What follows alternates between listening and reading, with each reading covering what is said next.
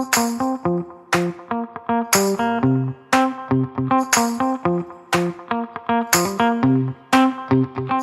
everyone, welcome back. Continuing with our Success Through Positive Mental Attitude reading with Mental Wealth Reads. We're going to get right into it to Chapter 8, which is entitled The Secret of Getting Things Done. In this chapter, you will find the secret of getting things done. You will also receive a self-motivator so powerful that it will subconsciously force you to desirable action, for it is in reality a self-starter. Yet you can use it at will. When you do, you overcome procrastination and inertia. If you do the things you don't want to do, or if you don't do the things that you do want to do, then this chapter is for you. Those who achieve greatness employ this secret of getting things done. For example, Mary Knoll, Father James Keller. Father Keller had been developing an idea for quite some time. He hoped to motivate little people to do big things by encouraging each to reach beyond his or her own little circle to the outside world. The biblical command, "Go ye forth into all the world," was to him the symbol of an idea whereby the mission he had in mind could be fulfilled. When he responded to this command, he employed the secret of getting things done. And when he did, he went into action. This happened in 1945. It was then that he organized the Christophers, an organization most unusual. It has no chapters, no committees, no meetings, no dues. It doesn't even have a membership in the usual sense of the word. It simply consists of people, no one can say how many, dedicated to an ideal. The Christophers operate on the concept that it is better for people to do something and pay nothing than to pay dues and do nothing. What is the ideal to which this is dedicated? Each Christopher is dedicated to carry his religion with him wherever he goes throughout the day. Into the dust and heat of the marketplace, into the highways and byways, into the home. And thus he brings the major truths of his faith to others. The thrilling story is told by the Reverend James Keller in You Can Change the World. It came about because he conceived and believed an ideal. But he did little or nothing about it until he responded to the secret of getting things done. You get the feel of this secret from the statement of E. Bauermeister, Supervisor of Education and Correlational Counselor at the California Institute for Men in Chino, California, who told the authors, "I will always tell the men in our self-adjustment class that too often what we read and profess becomes a part of our libraries and vocabularies, instead of becoming a part of our lives. Remember the biblical statement, 'For the good that I would, I do not, but the evil which I would not, that I do.' Now how can you train yourself into action immediately when it is desirable?" And then we told Mr. Baumeister how the good things we read and profess can become a part of our lives. We gave him a self-starter for getting things done. How do you make the secret of getting things done a part of your life? By habit. And you develop habit by repetition. Sow an action and you reap a habit. Sow a habit and you reap a character. Sow a character and you reap a destiny. Said the great psychologist and philosopher William James. He was saying that you are what your habits make you. And you can choose your habits. You can develop any habit you wish when you use the self-starter. Now, what is the secret of getting things done, and what is the self-starter that forces you to use this great secret? The secret of getting things done is to act. The self-starter is the self-motivator, do it now. As long as you live, never say to yourself, do it now, unless you follow through with desirable action. Whenever action is desirable and the symbol do it now flashes from your subconscious mind to your conscious mind, immediately act. Make it a practice to respond to the self-starter do it now in little things. You will quickly develop the habit of a reflex response so powerful that in times of emergency or when opportunity presents itself, you will act. Say you have a phone call that you should make, but you have a tendency to procrastinate, and you have put off making that phone call. When the self-starter do it now flashes from your subconscious to your conscious mind, act. Make that phone call immediately. Or suppose, for example, that you set your alarm clock for 6 a.m. When the alarm goes off, you feel sleepy, get up, turn off the alarm, and go back to bed. You will have a tendency to develop a habit to do the same thing in the future. But if your subconscious mind flashes to the conscious, do it now, then come what may, do it now. Stay up. Why? You want to develop the habit of responding to the self-starter Do It Now. In Chapter 13, you will read how one of the authors bought a company with $1,600,000 in net liquid assets with the seller's own money. This became a reality because at the proper time, the buyer responded to the self-starter Do It Now. Now, H.G. Wells learned the secret of getting things done. And H.G. Wells was a prolific writer because he did. He tried never to let a good idea slip away from him. While an idea was fresh, he immediately wrote down the thought that occurred to him. This would sometimes happen in the middle of the night. No matter, Wells would switch on the light, reach for the pencil and paper that were always beside his bed, and scribble away. And then he would drop off to sleep again. Ideas that might have been forgotten were recalled when he refreshed his memory by looking at the flashes of inspiration that had been written down immediately when they occurred. This habit of Wells was as natural and effortless to him as smiling is to you when a happy thought occurs. Many persons have the habit of procrastination. Because of it, they may miss a train, be late for work, or even more importantly, miss an opportunity that could change the whole course of their lives for the better. History has recorded how battles have been lost because someone put off taking desirable action. New students in our PMA Science of Success course sometimes state that the procrastination habit is the one they would like to eliminate. And then we reveal to them the secret of getting things done. We give them the self-starter. We may motivate them by telling them the true story of what the self-starter meant to a war prisoner in World War II. What the self-starter meant to a war prisoner. Kenneth Erwin Harmon was a civilian employee for the Navy at Manila when the Japanese landed there. He was captured and held in a hotel for 2 days before he was sent to a prison camp. On the first day, Kenneth saw that his roommate had a book under his pillow. "May I borrow it?" he asked. The book was Think and Grow Rich. Kenneth began to read. As he read, he met the most important living person with the invisible talisman imprinted with PMA on one side and NMA on the reverse. Before he started to read it, he had the feeling of despair. He fearfully looked ahead to possible torture, even death in the prison camp. But now, as he read, his attitude became one inspired by hope. He had a craving to own the book. He wanted it with him during the dread days ahead. In discussing Think and Grow Rich with his fellow prisoner, he realized that the book meant a great deal to the owner. "Let me copy it," he said. "Sure, go ahead," was the response. Kenneth Harmon employed the secret of getting things done. He swung into immediate action. In a fury of activity, he began typing away. Word by word, page by page, chapter by chapter. Because he was obsessed with the possibility that it would be taken away at any moment, he was motivated to work night and day. It was a good thing that he did, for within an hour after the last page was completed, his captors led him away to the notorious Santo Tomas prison camp. He had finished it in time because he started in time. Kenneth Harmon kept the manuscript with him during the 3 years and 1 month that he was a prisoner. He read it again and again, and it gave him food for thought. It inspired him to develop courage, make plans for the future, and retain his mental and physical health. Many prisoners at Santo Tomas were permanently injured physically and mentally by malnutrition and fear. Fear of the present and fear of the future. But I was better when I left Santo Tomas than when I interned. Better prepared for life. More mentally alert. Kenneth told us. You get the feel of his thinking in this statement. Success must be continuously practiced, or it will take wings and fly away. Now is the time to act. For the secret of getting things done can change a person's attitude from negative to positive. A day that might have been ruined can become a pleasant day. The day that might have been wasted. Jorgen Joldal, a student at University of Copenhagen, worked one summer as a tourist guide.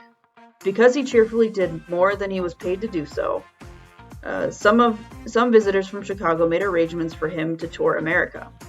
The itinerary included a day of sightseeing in Washington, D.C. while he was en route to Chicago. On arriving in Washington, Jorgen checked in at the Willard Hotel, where his bill had been prepaid. He was sitting on top of the world. In his coat pocket was his plane ticket to Chicago. In his hip pocket was his wallet with his passport and money. Then the young man was dealt a shocking blow. While getting ready for bed, he found that his wallet and passport were missing. He ran downstairs to the hotel desk. "We'll do everything we can," said the manager. But the next morning the wallet still had not been located. Jordan Joldahl had less than $2 change in his pocket. Alone in a foreign country, he wondered what he should do. Wire his friends in Chicago and tell them what happened? Go to the Danish embassy and report the lost passport? Sit at police headquarters until they had some news? Then all of a sudden he said, "No, I won't do any of these things. I'll see Washington. I may never be here again. I have one precious day in this great capital. After all, I still have my ticket to get me to Chicago tonight, and there'll be plenty of time then to solve the problem of the money and the passport. But if I don't see Washington now, I may never see it. I've walked miles at home. I'll enjoy walking here. Now is the time to be happy. I am the same man that I was yesterday before I lost my wallet. I was happy then. I should be happy now. Just to be in America. Just to have the privilege of enjoying a holiday in this great city. I won't waste time in futile unhappiness over my loss." And so he headed off on foot. He saw the White House and the Capitol. He visited the great museums. He climbed to the top of Washington Monument. He wasn't able to take the tour of Arlington and some other places he wanted to see, but what he did see, he saw more thoroughly. He bought peanuts and candy and nibbled on them to keep from getting too hungry. And when he got back to Denmark, the part of his American trip he remembered best was that day on foot in Washington. A day that might have gotten away from Jordan Joldahl if he had not employed the secret of getting things done. For he knew the truth of this statement. Now is the time. He knew that now must be seized before it becomes yesterday I could have. Incidentally, to round off his story, 5 days after the eventful day in Washington, police found both wallet and passport and sent them to him. Are you scared of your own best ideas? One of the things that often prevents us from seizing the now is a certain timidity in the face of our own inspirations. We're a little bit afraid of our ideas when they first occur to us. They may seem novel or far-fetched. There's no doubt about it. It takes a certain boldness to step out on an untested idea. Yet it's exactly this kind of boldness that often produces the most spectacular results. The well-known writer Elsie Lee tells about Ruth Butler and her sister Eleanor, the daughters of a nationally known New York furrier. "My father was a frustrated painter," says Ruth. "He had talent, but the need to earn a living left him no time to build a reputation as an artist. So he collected paintings. Later, he started buying paintings for Eleanor and me. Thus, the girls developed a knowledge and appreciation of fine art, along with an impeccable sense of taste.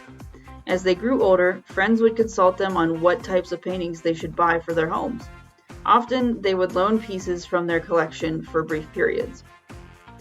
One day, Eleanor woke Ruth up at 3 a.m. "Don't start arguing, but I have a terrific idea. We're going to form a mastermind alliance." Now, what in the world is a mastermind alliance? Ruth asked. Mastermind alliance is coordination of knowledge and effort in a spirit of harmony between two or more people for the attainment of a definite purpose. And that's just what we're going to do. We're going into the business of renting paintings. And Ruth agreed. It was a terrific idea. They set to work that same day, although friends tried to warn them of dangers. Their valued paintings might be lost or stolen, and there might be lawsuits and insurance problems. But they went right on working, accumulating $300 in capital and talking their father into loaning them the basement of his fur shop rent-free. "We hauled 1,800 paintings from our own collections in among the coat forms," Ruth recalls, and ignored father's sad and disapproving eyes. The first year was grim, a real struggle. But the novel idea paid off. Their company, known as the New York Circulating Library of Paintings, became a success, with about 500 paintings constantly on rental to business firms, doctors, and lawyers, and for use in homes. One valued client was an inmate of the Massachusetts Penitentiary for 8 years. He wrote humbly that perhaps the library wouldn't rent to him, considering his address. The paintings went to him rent-free except for transportation costs. In return, Ruth and Eleanor received a letter from prison authorities telling how the paintings were used in an art appreciation course that benefited many hundreds of prisoners. Ruth and Eleanor started their business with an idea. And then they backed their idea up with immediate action. The results were a profit to themselves and increased pleasure and happiness for many others. Are you ready to double your income? W. Clement Stone toured in Asiatic and Pacific areas as one of 7 executives serving as representatives of the National Sales Executives International. On a Tuesday, Stone gave a talk on motivation to a group of businessmen at Melbourne, Australia. The following Thursday evening, he received a phone call.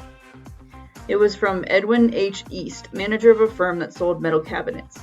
Mr. East was excited. Something wonderful has happened. You'll be as enthusiastic as I am when I tell you about it. Tell me about it. What did happen? An amazing thing. You gave your talk on Motivation Tuesday. In your talk, you recommended 10 inspirational books. I bought Think and Grow Rich and started to read that evening. I read for hours. The next morning, I started reading it again, and then I wrote on a piece of paper. My major definite aim is to double last year's sales this year. The amazing thing is, I did it in 48 hours. How did you do it, Mr. Stone asked East. How did you double your income? East responded, in your speech on motivation, you told how Al Allen, one of your Wisconsin salesmen, tried to sell cold canvas in a certain block. You said that Al was lucky because he worked all day and didn't make a sale. That evening you said Al Allen developed inspirational dissatisfaction. He determined that the following day he would again call on exactly the same prospects and sell more insurance policies that day than any of the other representatives in his group would sell all week. You told how Al Allen completely canvassed the same city block. He called on the same people and sold 66 new accident contracts. I remembered your statement. It can't be done, some may think, but Al did it. I believed you. I was ready. I remembered the self-starter you gave us, Do It Now. I went to my card records and analyzed 10 dead accounts. I prepared what might previously have seemed to be an enormous program to present to each. I repeated the self-starter Do It Now several times. And then I called on the 10 accounts with a positive mental attitude and made 8 large sales. It is amazing, truly amazing, what PMA will do for the salesman who use its power. Now Edwin H. East was ready when he heard the talk on motivation. He listened to the message that was applicable to him. He was searching for something, and he found what he was looking for. Our purpose in relating this particular story is that you too have read about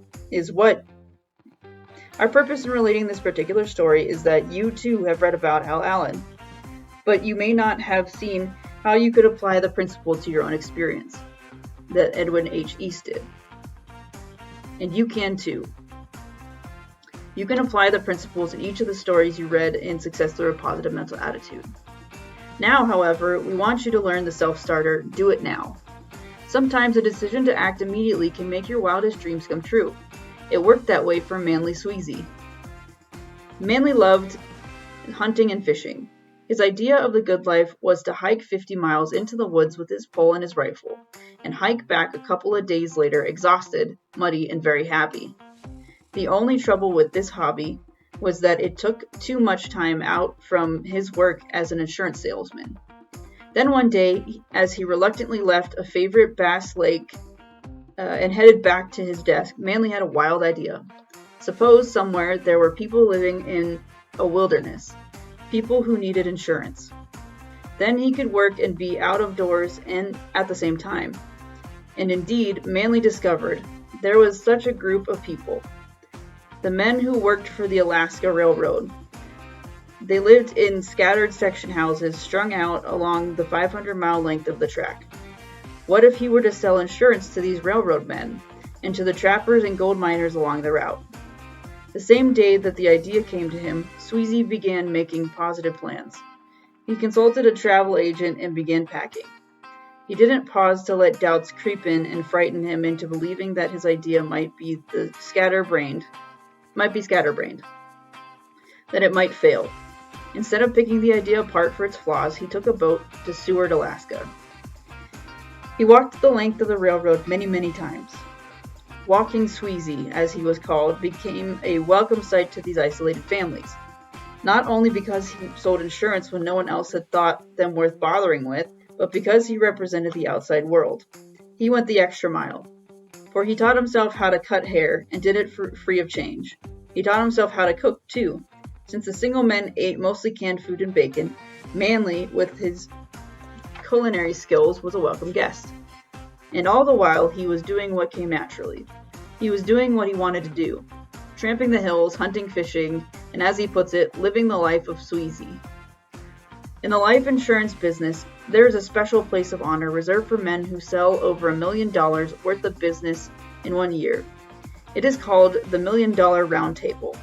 Now, the remarkable and most unbelievable part of Manly Sweezy's story is that, having acted on his impulse, having taken off for the wilds of Alaska, having walked the railroad where no one else had bothered to go, he did his $1 million of business and more in a single year to take his place at the round table. And none of it would have happened if he had hesitated to employ the secret of getting things done when his wild idea came to him. Memorize the self-starter Do It Now. Do It Now can affect every phase of your life. It can help you do the things you should do, but don't feel like doing. It can keep you from procrastinating when unpleasant duty faces you. But it also can help you, as it did Manly Sweezy, to do those things that you want to do. It helps you seize those precious moments which, if lost, may never be retrieved. The endearing word to a friend, for example, the telephone call to an associate just telling him that you admire him. All in response to the self-starter Do It Now. Here's an idea to help you get started. Sit down and write yourself a letter, telling the things you always intended to do as though they had already been accomplished. Some personable, some charitable, and other community projects. Write the letter as if a biographer were writing about the wonderful person you really are when you come under the influence of PMA. But don't stop there. Use the secret of getting things done. Respond to the self-starter Do It Now. Remember, regardless of what you have been or what you are, you can be what you want if you act with PMA. The self-starter Do It Now is an important self-motivator. It is the important step toward understanding and applying the principles of the next chapter, entitled How to Motivate Yourself. Okay, so let me check. Okay, we're good. All right, so one thing that I really like about this chapter, just having just read it for the first time, is the idea that, again, if you act now, when an inspiration or when an idea or when a change in your life comes to you, that is when you are at your greatest, your greatest potential for achieving that change, right? Something that I can relate it to, is simply, times where I am thinking, I should go to the gym, right? Lots of times in the past, I've struggled with just that idea that, maybe now is not the right time. Maybe, I might get there and be tired and it'll be horrible. Or, I'm going to get home late and then the rest of my night's going to be rough because I have everything's pushed back. And, lots of these different excuses that I have. But any of the times where I have simply just gone, and said, I should go to the gym tonight, and I've gone, I've always benefited, right? And of course, maybe I come home late, right? But because I went to the gym and acted on that thought right away, I have now the energy to do all the things that I, would need more time to do, because I went and did that workout, right? So that's kind of the idea. And of course, he's talking about it in more of a success avenue, I guess. So, you have a business idea, start it now, right? Basically striking while the iron's hot, right? And now, the way that I relate that to mental health in general is more specifically, I guess, the idea that, if you are going through something, if you're experiencing some sort of symptomology or mental illness, right? And the thought comes to you saying, hey, I need to work on this, right? I would like to change my life in a way that I am no longer struggling with this. That is that moment where you pick up the phone, call a therapist, schedule an appointment, or, pick up the phone, or, now you can do things virtually, right? Open your computer, schedule an appointment with a doctor, a psychiatrist, whatever. That is that moment where you want to do that, right? Because one thing he points out is just that as humans, we have a tendency to make excuses for those things, right? And it's just, it can be as simple as the fact that life is busy, right? Right now, I have time to do a number of things, right? For example, every time I've recorded these videos has been on times where I don't have a client, right? Maybe they canceled, maybe there just wasn't anyone scheduled, right? But I had to learn, right, that if I were to do this project that I've been wanting to do for some time, that I would only do it if I trained myself to think, as soon as I have the opportunity, no matter what my excuses are, the minute I think about it, I'm going to do it, right? And I got to tell you, even like a year ago, I mean, these books that I'm reading, this one, the other, and the ones in the other series, they've been on my shelf for about 2 years now, and I haven't read them until just now. And so it's that kind of mentality where and I think it was mentioned even earlier in the books, is seeing setbacks as opportunities, right? I can think of this space in my schedule as an hour where I'm not making money, right? Or I can think of it as an opportunity to start working on this project, right? To not only work on this project that not only gives me the opportunity to present this information to my viewers and to maybe gathering some marketing or whatever comes of this, right? But also just to work on my own personal need to read, right? And I'm pretty sure I mentioned it in the very first video, just trying to force myself into the habit of taking and using my free time as time to really grow and to really balance things out for myself. So not only do I know more, but I can utilize more, right? I can teach you all, whoever's watching this, based on the things that I'm learning, right? In a sort of walking alongside with you on this, right? And also just making stuff like this more accessible, right? Of course, you can go to the library and get these books. But I mean, I can even vouch, I don't always make time to go to the library either. So just having this accessible too is another goal of mine, but I digress. When it comes to mental health, this fact is still very much relevant, right? This idea of doing it now, right? And I can even say, I go to a therapist every single week. You kind of have to as a therapist. But there was a time in my life where I needed it a lot. Things had just been piling up and really snowballing in terms of my own mental health. And, I was kind of in the beginning of my career as well, and having to balance my emotions and other people's emotions at the same time was just really difficult. It was not something that I necessarily excelled with. I definitely had a lot of struggle with it. And I gotta say, for months I sat on the idea of seeing a therapist for myself, which, kind of sounds silly because I am one, right? Like I know what the process is. I know what kind of questions I'm going to be asked. And I think in a way that made it scarier for me, right? But it wasn't until one day where I had just come to a point where I was like, I need to do this or else I won't ever do this. And that really started this level of mental and emotional clarity that I hadn't ever had before, right?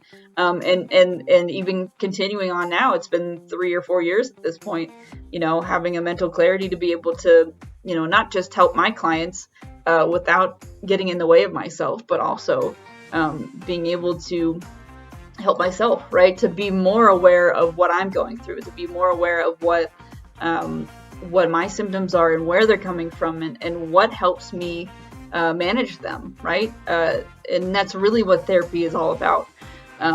So I think that's going to be my major point for today. I do have only a few minutes left until my next client comes, but I think, the major takeaway of today is simply that,